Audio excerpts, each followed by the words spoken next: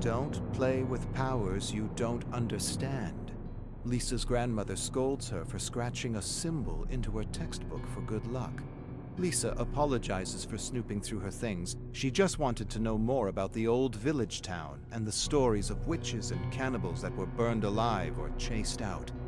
She heard her mother say her grandmother had come across several books written in an unknown language with strange symbols. Her grandmother warns her to stay away from her books. You can attract great misfortune to yourself and others. Lisa wants to laugh but doesn't. She was just messing around and doesn't really believe in all this superstitious nonsense. No such thing as witches and cannibals, Gran. I was just hoping for a little luck on my algebra test. No harm, no foul.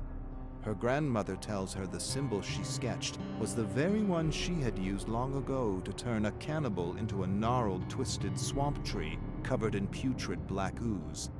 It's so ridiculous, Lisa wants to burst out laughing, but she contains herself as she listens to her tale of cannibals and missing children. When her grandmother finishes her story, Lisa hugs her and kisses her soft, wrinkled forehead. Don't worry, Gran.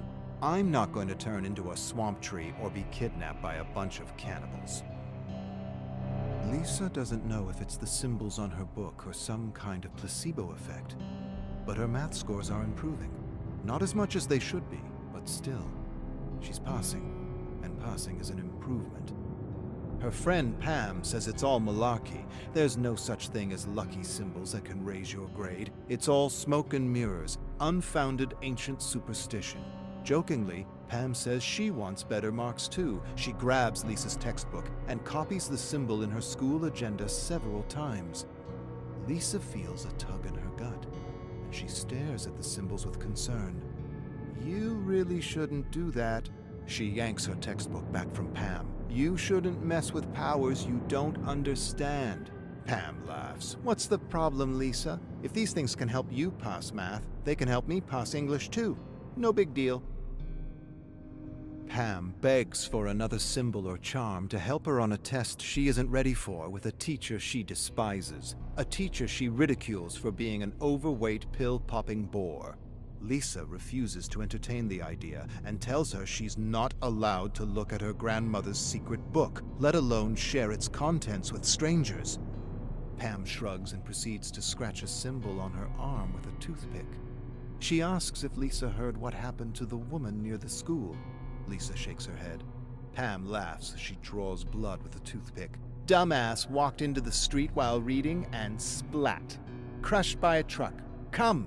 She flicks the toothpick to the ground, grabs Lisa's wrist, and leads her to a road a few blocks from the school. Lisa covers her nose and can smell the fermenting human fluids in the cracks of the pavement. Pam points out bloodstains and clumps of hair in the road and makes jokes at the dead girl's expense. Lisa grabs her wrist angrily. You mustn't laugh at the dead. Pam yanks her wrist away. Stop being creepy, Lisa. It's not like she's still around to get offended. Besides, your symbols got me covered with all kinds of luck.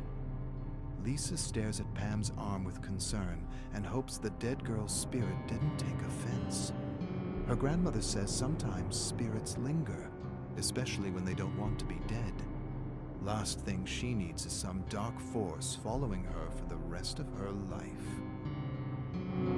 Pam's English teacher died of unknown causes, and Pam's dancing with joy, relieved she doesn't have to do his stupid test on some irrelevant dead author. I don't care what English teachers say. James is unreadable and confusing, a pseudo-intellectual who kept everything vague because he didn't actually know what the hell he was talking about. Lisa shrugs, disagrees, but doesn't want to get into it with her friend, her annoying friend. She likes his books, the way his style allows her to live in his character's head for a little while. She finds his novel about an artist to be a fun, formless, dreamlike stew with plenty of style and substance. But what does she know? She's only 16, and her English marks are below average. Pam hoots and hollers, and with a mischievous smile, she reveals a hand covered with ink-smudged symbols. Best luck in the world. No test, no lardass, no dead authors for the rest of the year. Thanks, Lisa.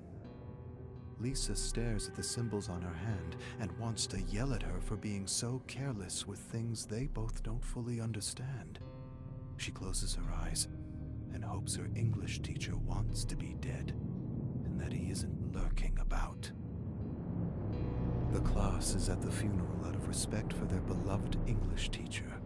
The pallbearers struggle and strain under the weight of the coffin. Pam leans toward Lisa and whispers how lucky she is and how unlucky the poor pallbearers are to have to lift such a heavy coffin. Imagine having to carry that lard ass to his grave. Lisa nudges Pam and tells her to quit it. As the pallbearers approach them, she feels a sudden tug in her gut. An instinct tells her to take some distance from her friend. An image of lightning striking Pam flashes through her mind. She wonders if an angry spirit could make that happen. Every muscle, organ, vessel fried in an instant for her hubris. Pam snaps Lisa out of her thoughts with another tactless comment. Lisa hears her grandmother's voice in her head, telling her that her friend has tempted fate by laughing at someone else's misfortune, for having laughed at the dead.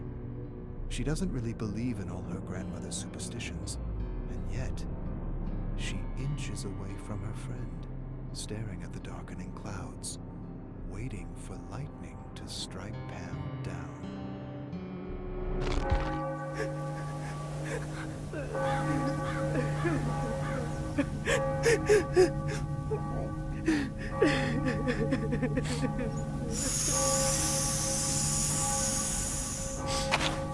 Hey.